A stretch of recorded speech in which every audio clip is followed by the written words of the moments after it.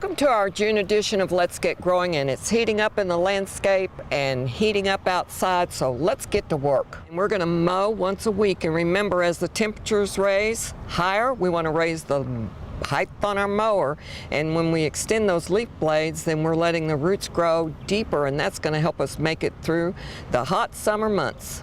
Here's a long list of plant material that you can use in the landscape at this time to put some pop in your landscape color.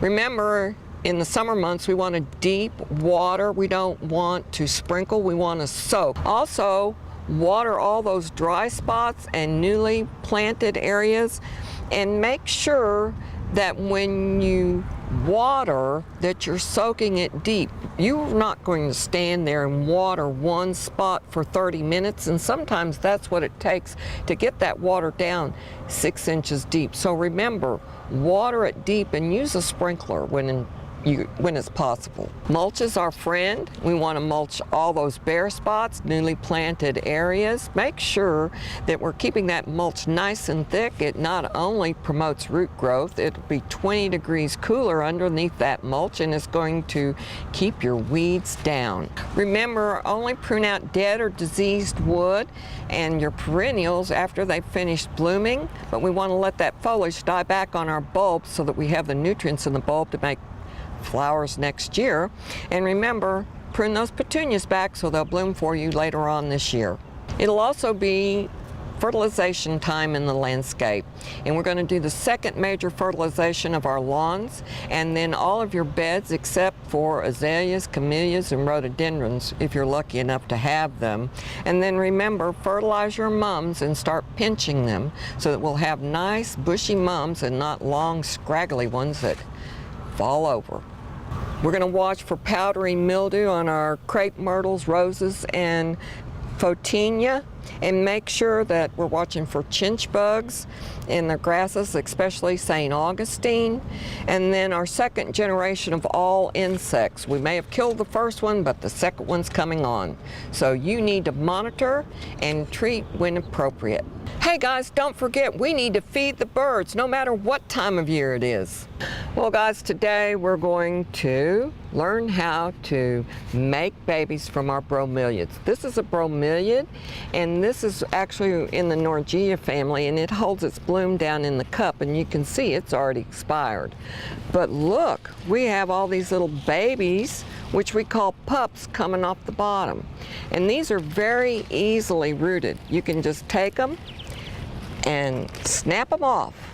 And see, we have a nice little stem on it. And I had removed some previously and put them in this little bench. But I'm going to show you. I'm just going to take this and stick it in the ground, make sure that it's solid. This medium that I'm using is called vermiculite, and it's just an expanded clay that holds moisture and makes sure that they're stable and not wiggling around, because if a cutting is wiggling, it won't root. Now, as I said, we've taken these and started them in the mist bench, but you can just stick them in a pot at home and they'll do fine.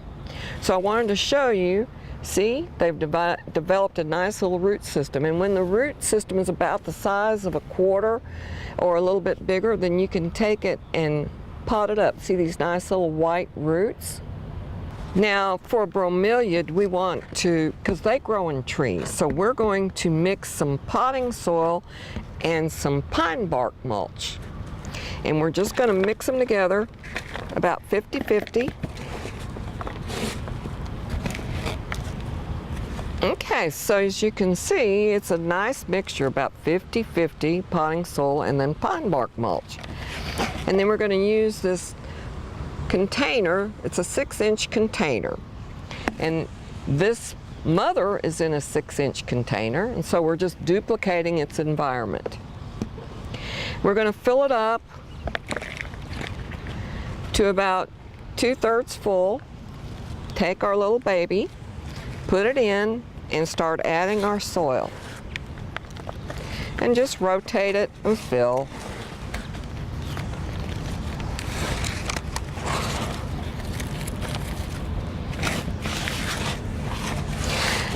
We don't want to overfill. We want to make sure that we're leaving a lip when we get finished so that when you water, we've got enough area to hold the moisture that we're putting into the container. And clean it up a little bit. I'm firming the soil. I'm not packing it down very tightly. I'm just making sure that the plant doesn't wiggle. Remember, if it wiggles, it won't root. And now we've made another bromeliad. And this is going to fan out and lay flat, and then our little bloom will come right here in the middle.